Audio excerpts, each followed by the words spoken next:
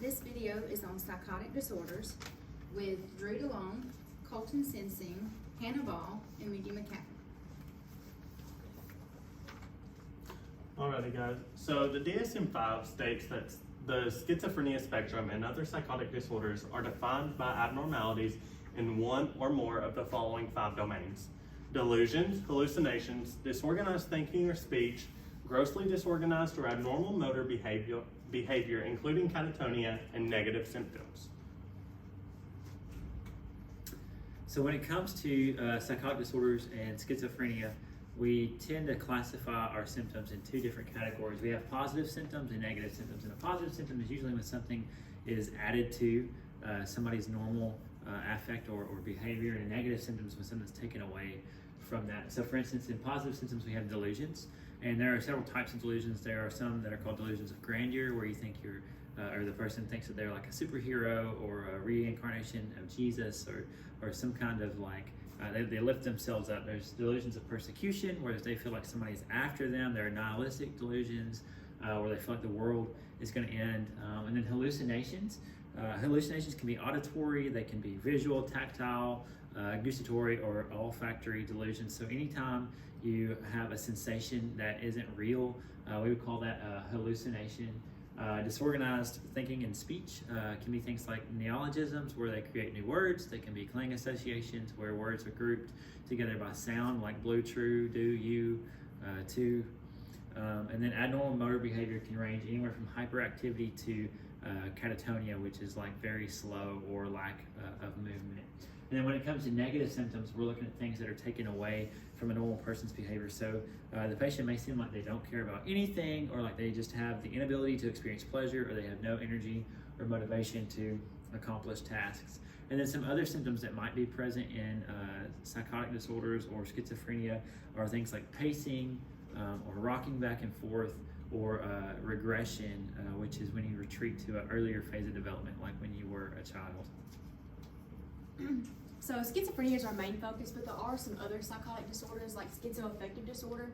And this is when you have both features of schizophrenia and a mood disorder, such as bipolar or depression. And then we have brief psychotic disorder, which is when symptoms persist for 1 day but resolve in less than a month. And then we have delusional disorder, which is kind of what Colton was talking about, like the nihilistic, the grandiose delusions, and erotomania, when you think someone's in love with you, so things like that.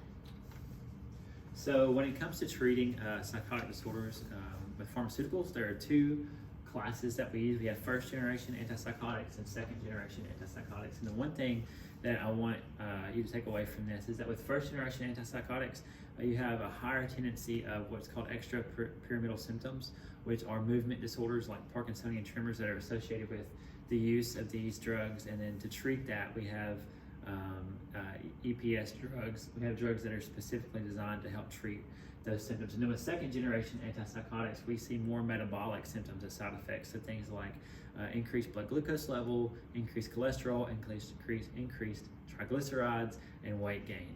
So that's just something that you should know about these 2 classes. So our interventions for psychotic disorders, obviously first is ensuring the patient's safety, so their airway, breathing, circulation. Secondly, we want to ensure that they have adequate nutrition. Oftentimes people diagnosed with schizophrenia forget to eat or just don't eat. So that is really, really important for these patients, because you don't want them to become underweight or anorexic to a point. And like Colton said, antipsychotics are treatment for schizophrenia and psychotic disorders. Along with antipsychotics, therapy is highly encouraged, because that gives you the chance to talk one-on-one with someone about what you're experiencing.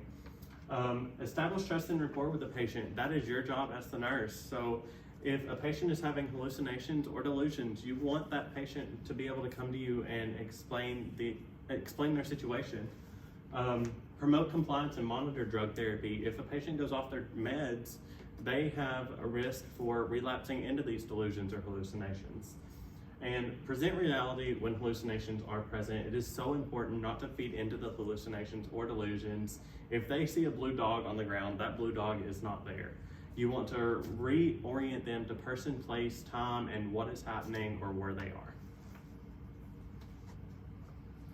And while the one-on-one therapy is very helpful for them, I feel like social skills need to be promoted and group activity, and we saw a lot of that in our clinical rotation.